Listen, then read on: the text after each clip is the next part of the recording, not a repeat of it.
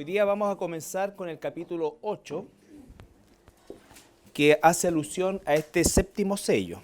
Les recuerdo que el capítulo 7 se enfoca principalmente en este paréntesis, al final del sexto sello, que nos habla del sellamiento de los 144.000 israelitas de las distintas tribus, excepto Dan, la tribu de Dan, y nos muestra que estos 144.000 tendrán un ministerio evangelístico en toda la tierra, y después nos muestra el versículo 9 del capítulo 7 hasta el 16, la multitud de ropas blancas, que son justamente esta cantidad gigantesca, incontable, como dice el apóstol Juan, de hermanos nuestros y hermanas nuestras, que serán fruto del ministerio justamente de estos 144.000.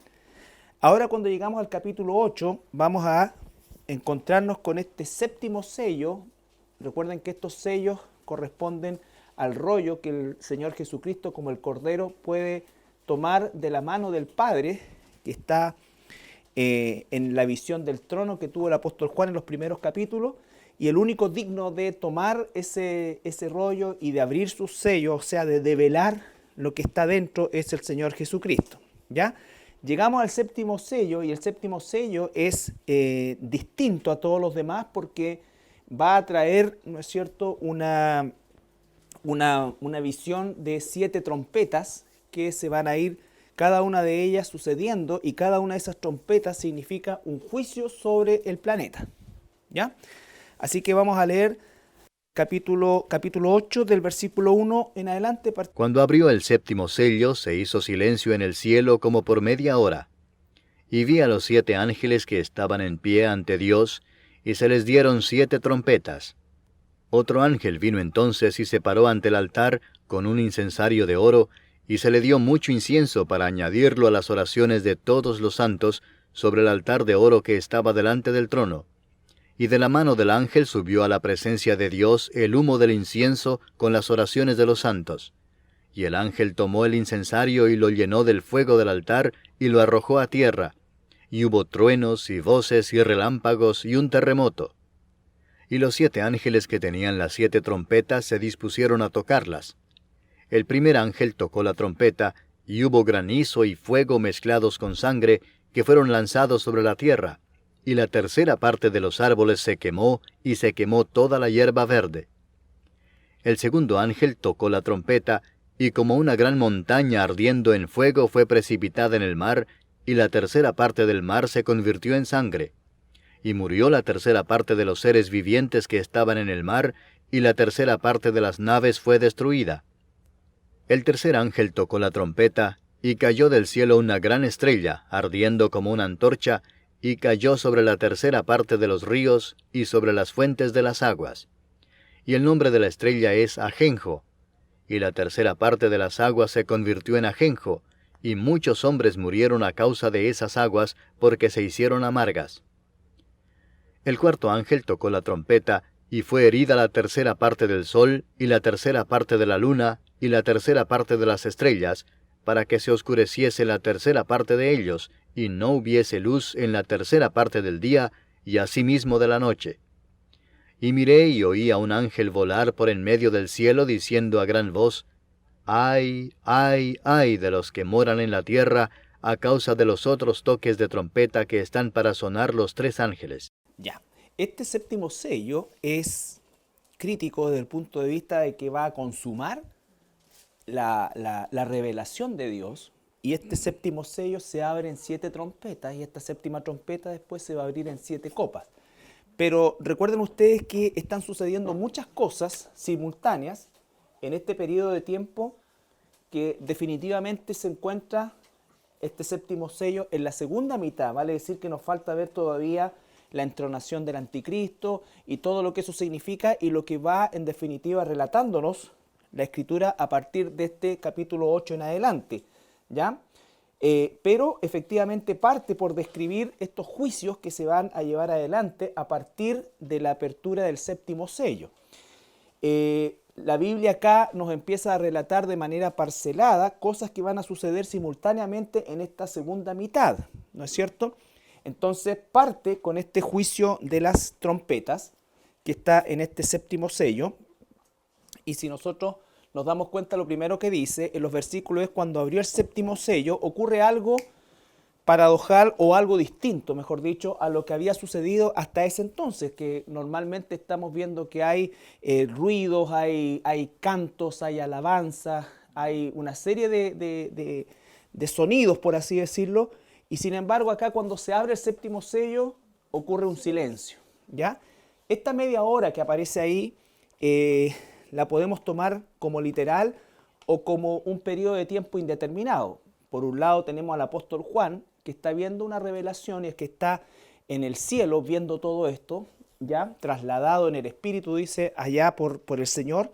Y por supuesto, cuando nos encontramos en la presencia de Dios, el concepto de temporalidad desaparece, ¿no es cierto? Pero Juan está viendo la visión como un ser humano también, por lo tanto, se puede tomar como un aspecto de carácter literal, que fue una media hora como tal, 30 minutos, o un tiempo indeterminado que él determina como una media hora o un medio tiempo, ¿ya?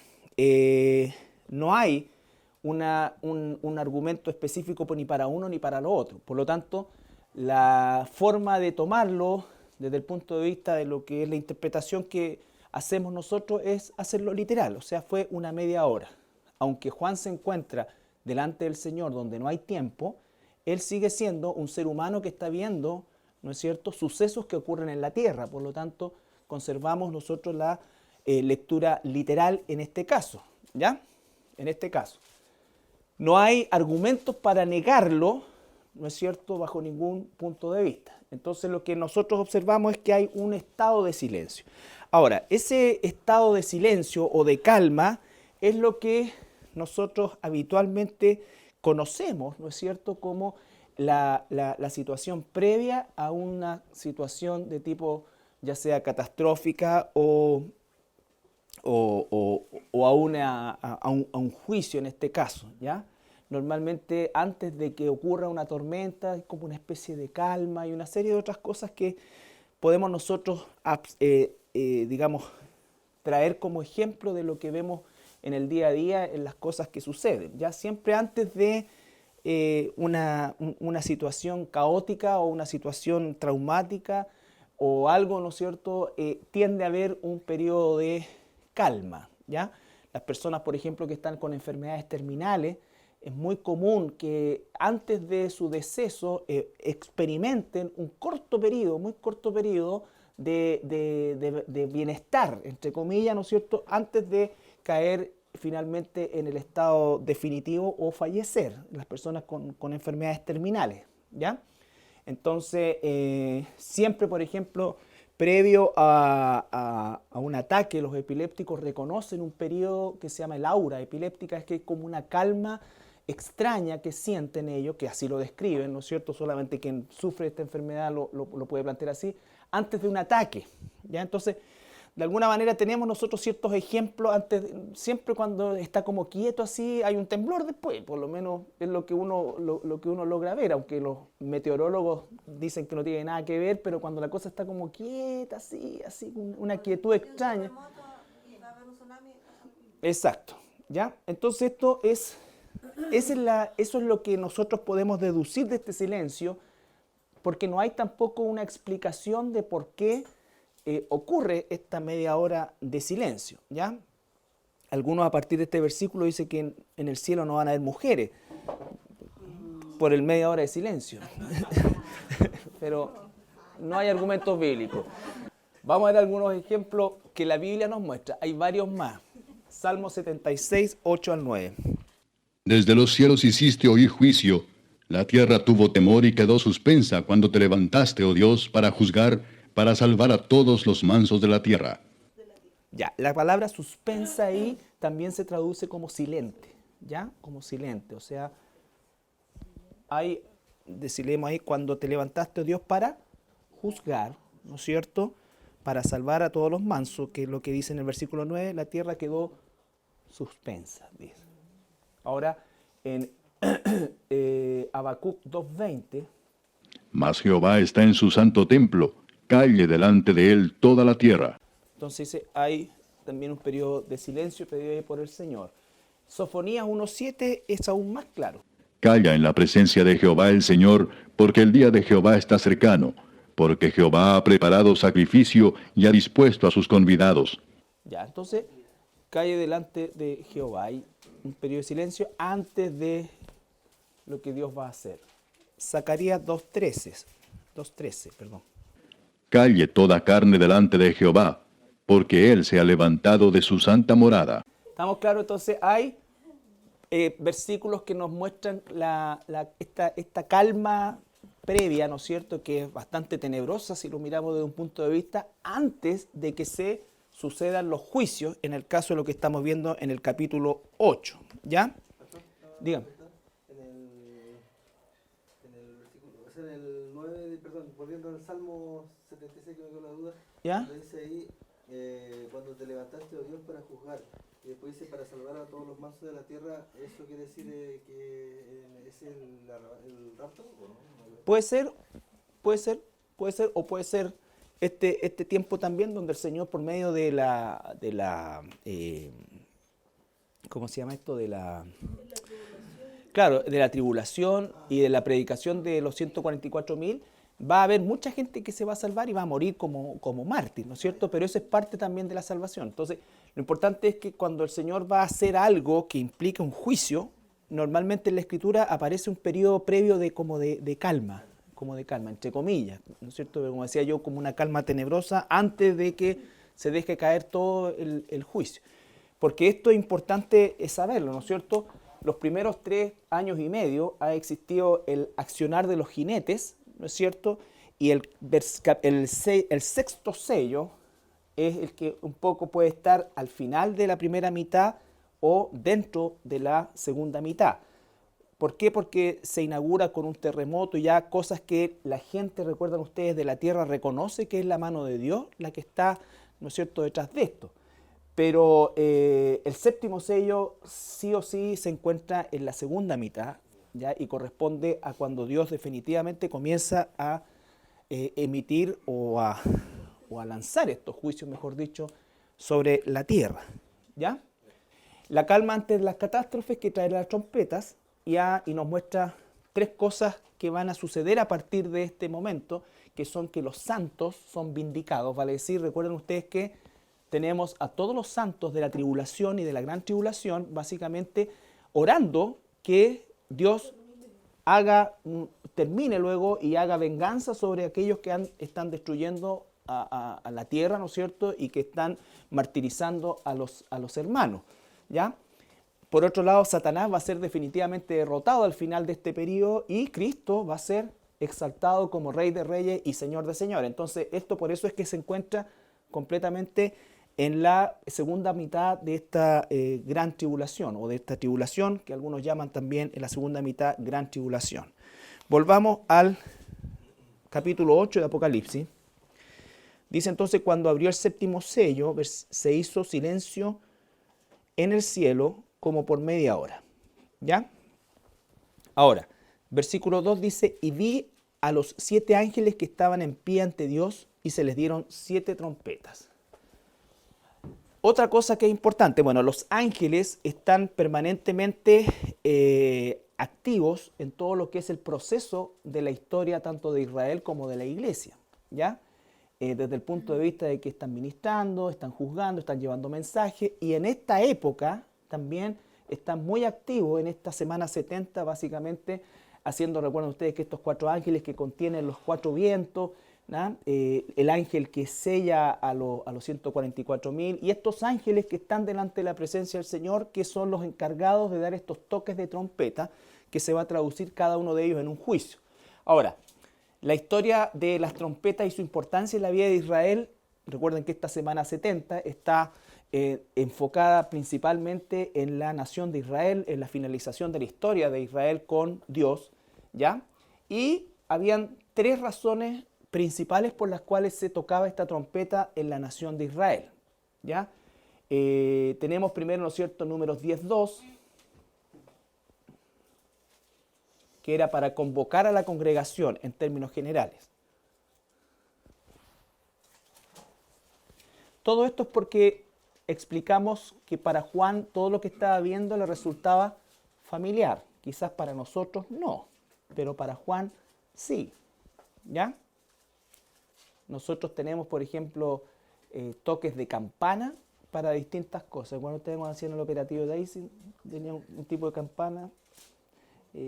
Hazte 2 trompetas de plata, de obra de martillo las harás, las cuales te servirán para convocar la congregación y para hacer mover los campamentos. Ya, convocar la congregación y mover el campamento. O sea, había una orden, un toque de trompeta especial para cada una de estas cosas. Números 19, si seguimos un poquito más abajo, también era un toque en los tiempos de guerra.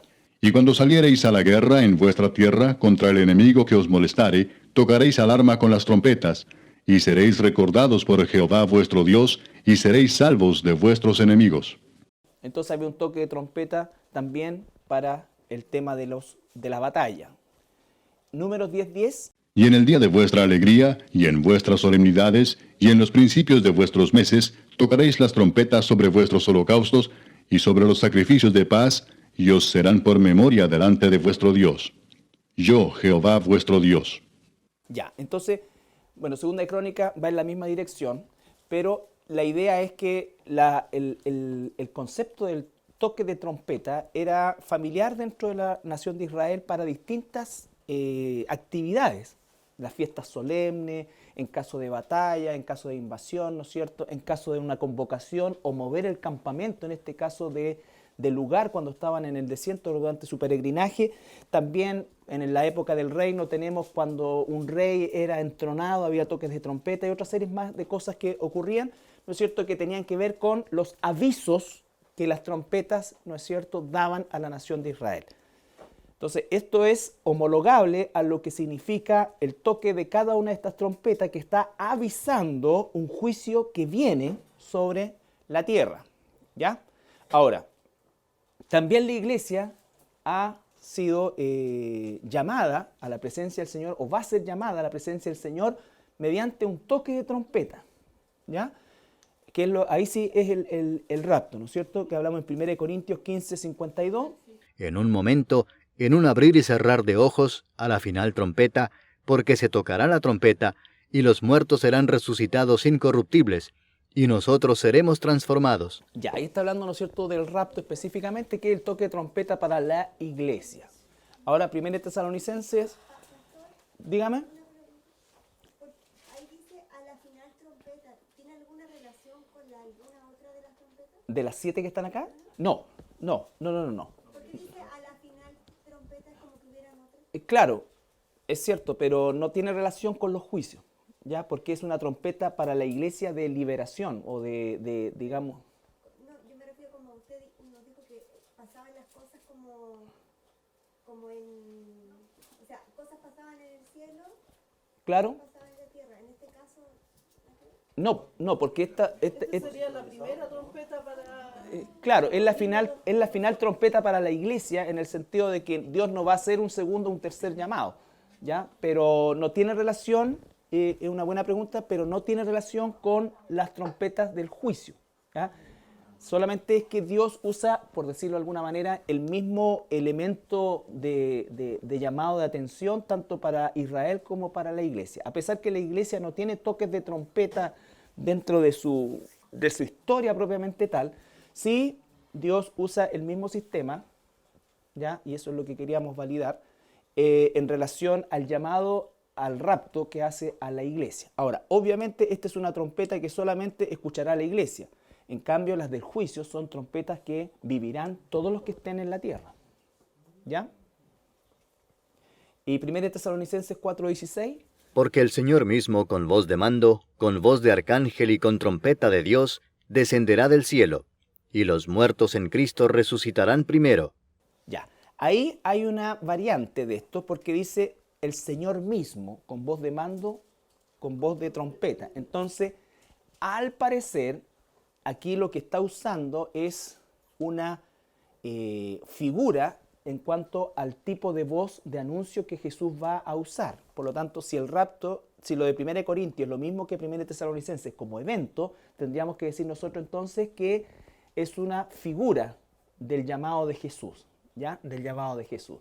Y en ese sentido, ¿no es cierto?, es el llamado final que hace a la iglesia, que es un llamado a salir, ¿ya? Entonces, las trompetas y su importancia en la vida de Israel, mucho más importante desde el punto de vista de lo que significaba en la rutina diaria de la nación de Israel, las trompetas, para la iglesia es más bien una cosa simbólica. ¿Ya? Ahora bien, estamos en el versículo 2. Y vi a los 7 ángeles que estaban en pie ante Dios y se le dieron 7 trompetas. Recuerden que el número 7 tiene una connotación de completo, perfecto, absoluto, ¿no es cierto? Por lo tanto, eso es el juicio perfecto de Dios. Una consulta. Dígame. El hecho de que se haya escuchado en el cielo el tocar trompeta para que se ejecute un juicio en la tierra, necesariamente podría significar que en la tierra también se podría escuchar un toque de trompeta. No lo sé. No lo sé. Lo que pasa, no lo sé. No. O sea, no lo sé. Tú dices que si audiblemente escuchase un ruido de trompeta, no lo sé. No. Quizás, y estoy haciendo una, digamos, aplicación muy rebuscada, quizás cuando están viendo ellos, los judíos sobre todo, el concepto de escapar, de huir, todo esto, quizás en el caso de ellos puede haber una condición de ese tipo, quizás, pero no se registra eso, porque en el fondo el toque de trompeta es algo que Juan, y ahí estamos nosotros siendo testigos de lo que va a hacer Dios con la tierra, pero en la tierra, los que están en la tierra no saben que está sucediendo esto. Por supuesto, los que se han convertido probablemente sí, ¿ya? Pero la gente en general, el inconverso no, porque en definitiva lo que va a hacer el inconverso aún hasta el cuarto jinete, ¿no es cierto?, va a atribuir estas cosas a situaciones que tienen que ver a guerra, consecuencias de guerra y todo esto, ¿ya? Y cuando reconocen que es Dios, en vez de volverse a Él, dice que se van a endurecer contra Dios. ¿Ya? Y aún cuando se llegan no tienen ninguna injerencia en ellos, porque no se pueden preparar, no se pueden esconder. No. El altar de incienso. Aquí vamos a ver una cosa que también es interesante. Versículo 3. Versículo 6. Versículo 3 del capítulo 8.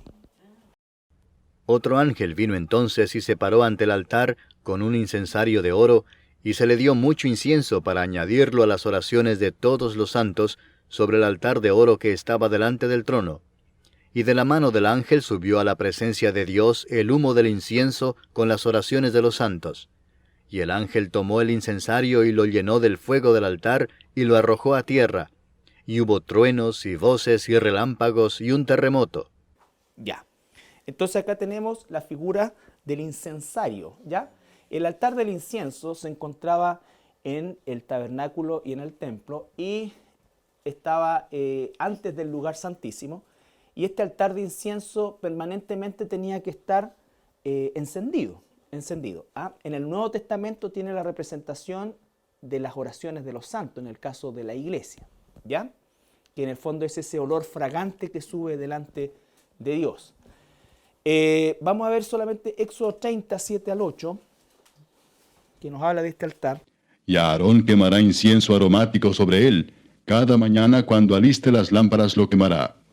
Y cuando Aarón encienda las lámparas al anochecer, quemará el incienso.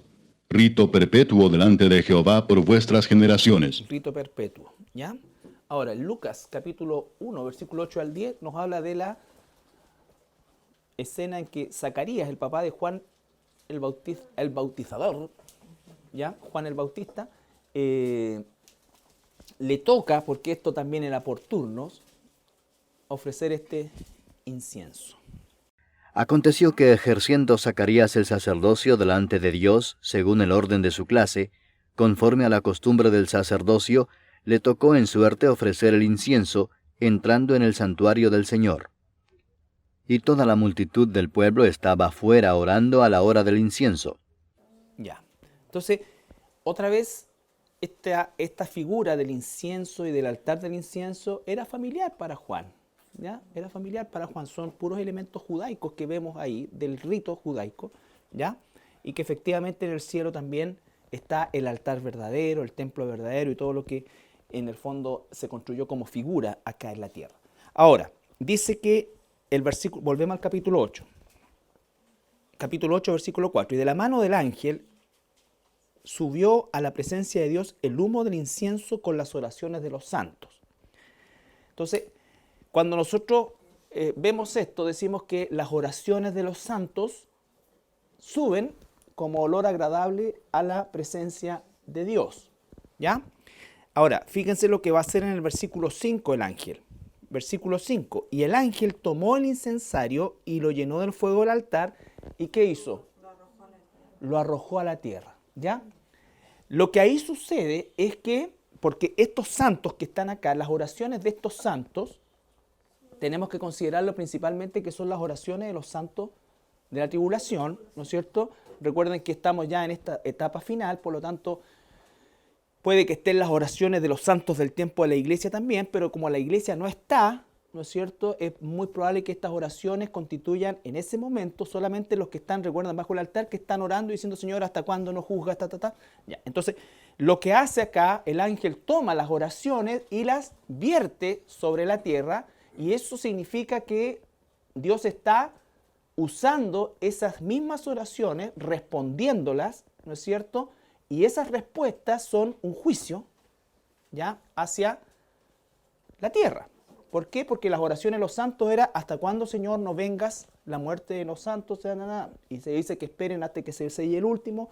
Y entonces ahí viene la respuesta y va hacia abajo eso. ¿Y qué es lo que ocurre? ¿Perdón? Lo que pasa es que aquí, no sé si está bien, pero el humo, cuando dice Dios, el humo del incienso con las oraciones de los santos, como que el humo avanza, llega.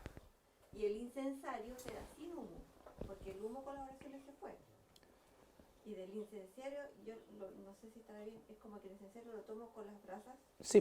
¿Ya? Sí. Lo lleno de las brasas y lo tiro y lo derramo. Pero las oraciones ya están con el humo y se fueron hacia Dios. Claro, pero cuando dan vuelta el incensario significa que las oraciones van a ser respondidas, porque entonces no se siguen acumulando más, pues no hay más humo, ahora van a venir las respuestas. ¿Ya? Es como lo que hacía el sacerdote que del altar sacaba brasas y las dejaba en el incensario, y siempre se mantenía con eso, pero con las brasas del altar. ¿Ya? Ahora se da vuelta eso, ¿no es cierto? Y de alguna manera lo que está representando eso es justamente que ahora viene Dios a responder todas esas oraciones que han subido delante de Él. ¿Ya? ¿Y qué es lo que se produce? Dice que, y las arrojó a la tierra, versículo 5, y hubo truenos y voces y relámpagos y un terremoto. Entonces nos damos cuenta del efecto que tiene eso sobre la tierra, ¿no es cierto? Es un efecto de juicio, es un efecto de juicio, y después de todo este proceso comienza el toque de las trompetas. ¿Ya? El toque de las trompetas. Versículo 6 al 13 vamos a leer de nuevo. Y los 7 ángeles que tenían las 7 trompetas se dispusieron a tocarlas. El primer ángel tocó la trompeta, y hubo granizo y fuego mezclados con sangre, que fueron lanzados sobre la tierra, y la tercera parte de los árboles se quemó, y se quemó toda la hierba verde. El segundo ángel tocó la trompeta, y como una gran montaña ardiendo en fuego fue precipitada en el mar, y la tercera parte del mar se convirtió en sangre. Y murió la tercera parte de los seres vivientes que estaban en el mar, y la tercera parte de las naves fue destruida. El tercer ángel tocó la trompeta, y cayó del cielo una gran estrella, ardiendo como una antorcha, y cayó sobre la tercera parte de los ríos, y sobre las fuentes de las aguas. Y el nombre de la estrella es Ajenjo. Y la tercera parte de las aguas se convirtió en ajenjo, y muchos hombres murieron a causa de esas aguas, porque se hicieron amargas. El cuarto ángel tocó la trompeta, y fue herida la tercera parte del sol, y la tercera parte de la luna, y la tercera parte de las estrellas, para que se oscureciese la tercera parte de ellos, y no hubiese luz en la tercera parte del día, y asimismo de la noche. Y miré y oí a un ángel volar por en medio del cielo, diciendo a gran voz, ¡Ay, ay, ay de los que moran en la tierra, a causa de los otros toques de trompeta que están para sonar los 3 ángeles. Ya, entonces tenemos aquí la primera sección de 4 trompetas y esto desde la tercera parte se tiene que sumar a lo que ya se ha destruido en los 4 jinetes del Apocalipsis, los primeros 4 sellos, lo que pasó en el quinto sello, lo que pasó en el sexto sello. El quinto sello es otro paréntesis que nos muestra el cielo, pero lo que pasó en el sexto sello, ¿no es cierto?, donde ocurre ese gran terremoto gigantesco, se oscurece el sol, la luna, todo esto, entonces son cataclismos que se van sumando. Cuando la gente dice la tercera parte, tiene que hablar ya de la tercera parte ya diezmada de la tierra, producto de los juicios anteriores, ¿ya? Y lo primero que tenemos, ¿no es cierto?, es que es la primera trompeta, nos habla de granizo, fuego y sangre, ¿ya? Ahora, esto puede obedecer a varias cosas y vamos a dar una explicación desde el punto de vista de las probabilidades que puedan existir, que puedan ser lluvias de restos de meteorito que vienen del cielo, ¿no es cierto?, o erupciones volcánicas gigantescas que van a haber y va a haber literalmente lluvia de fuego, ¿ya?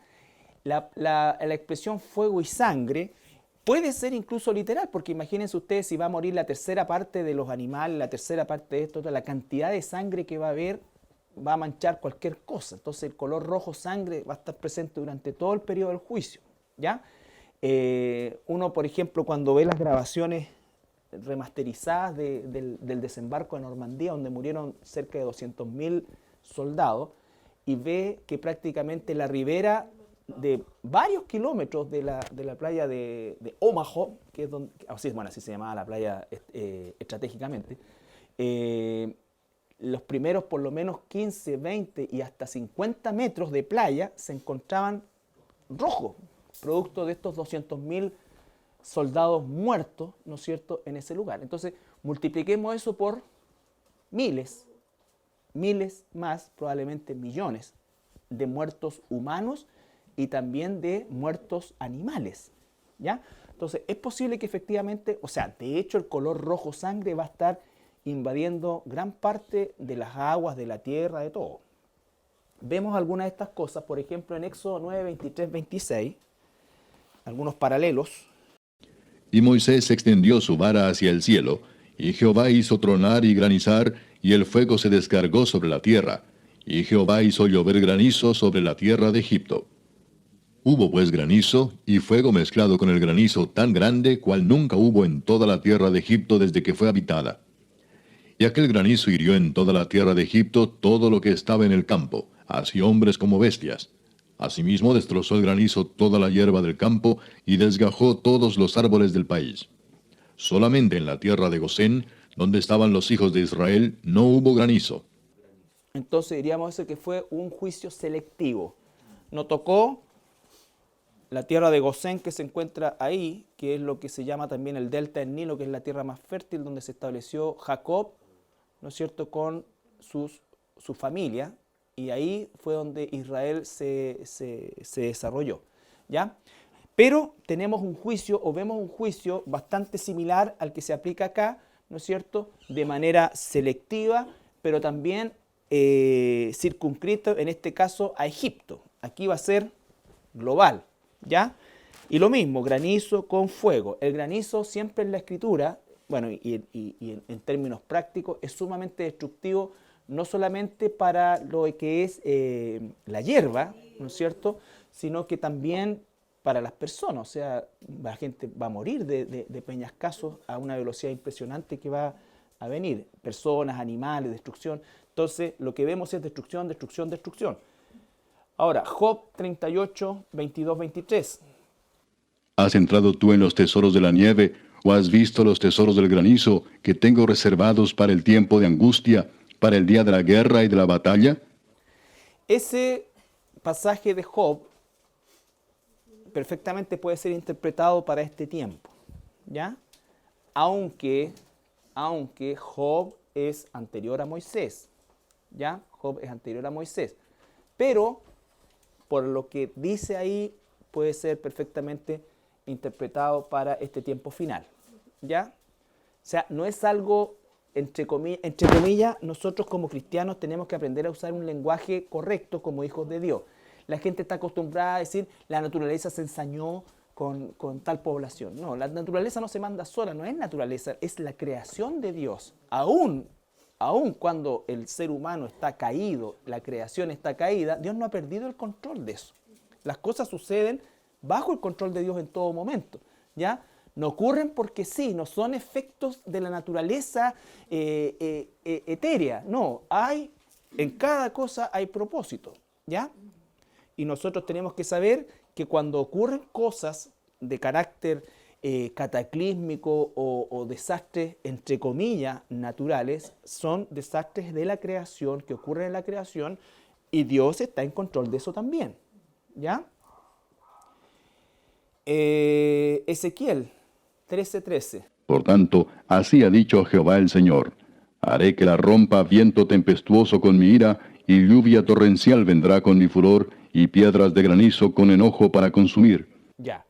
No ha habido, después de la plaga de Egipto, no ha habido, Ezequiel es posterior a Moisés, entonces no ha habido una plaga de granizo, ¿no es cierto?, como juicio de Dios dentro de la historia después de lo que pasó en Egipto. Por lo tanto, ese versículo sí tiene aplicación futura a lo que va a suceder ahí.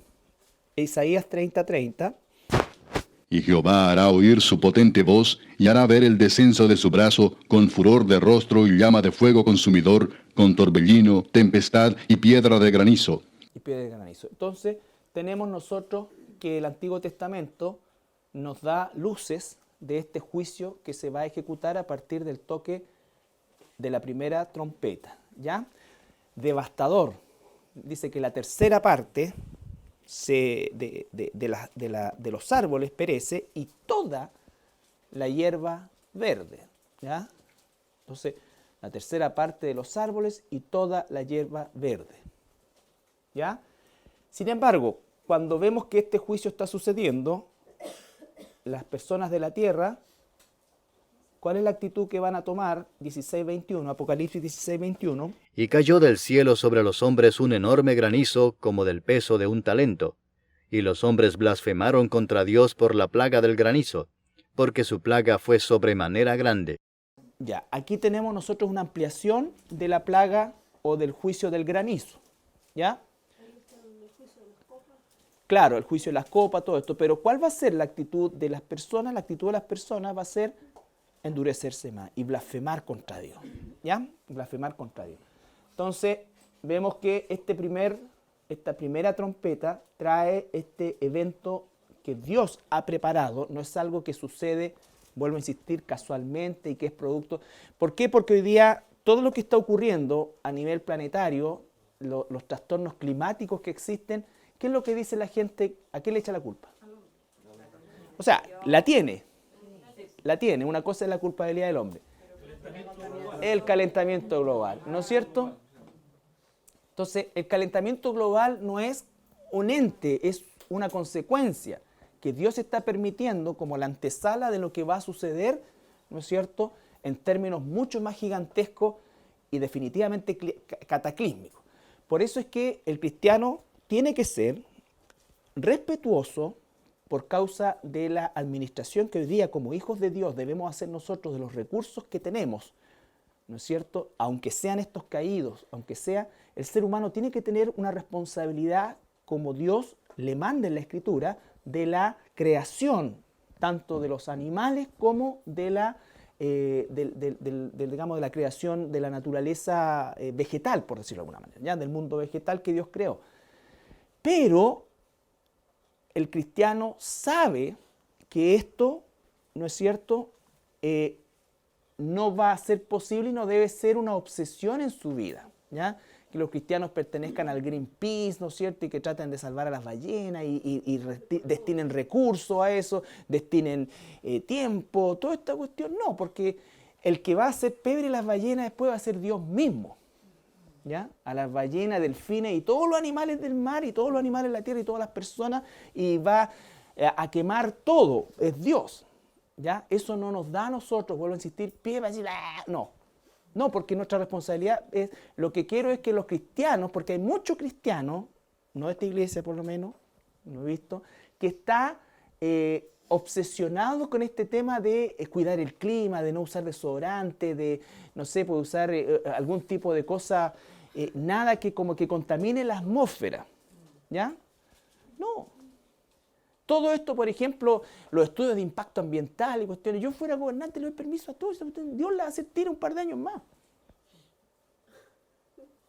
Y entre que haya gente cesante y no haya gente cesante, que los glaciares, están todo pedido. Y es Dios quien lo va a hacer tira. No estoy diciendo que sea muy responsable, va a salir que hoy contra la ecología. Porque ese hoy día es una religión. La ecología es una religión, una idolatría. ¿Ya? La gente está más preocupada de salvar árboles que personas. Y eso es parte del pensamiento del mundo. Pero los cristianos no debemos pensar así. Los cristianos tenemos que ser responsables con todas las cosas, pero no al punto, ¿no es cierto?, de destinar recursos. Hay gente que participa más de estas cosas que de la iglesia. No, pues. Hay gente que es capaz de dar fondos a estas causas y no ofrendar en la iglesia. Entonces, están las cosas desbalanceada, trastocada. El mundo está así, el mundo cree que puede salvar el planeta. ¿Ya? El mundo cree que puede salvar el planeta. Pero esto está en control de Dios. Es más, Dios mismo va a encargar de hacer una destrucción 100.000 veces más grande que la que el hombre ha hecho a lo largo de toda la historia del planeta. Y en un corto periodo de tiempo. Apocalipsis 16, 21, un talento varía entre 12 kilos y 34 kilos. Imagínate, ¿cuánto significa que va a pesar esta cuestión? O sea, depende si es de oro o de plata. Claro. Pero un peñascazo de 30 kilos en la cabeza, entre 30 y 35 kilos en la cabeza te mata igual.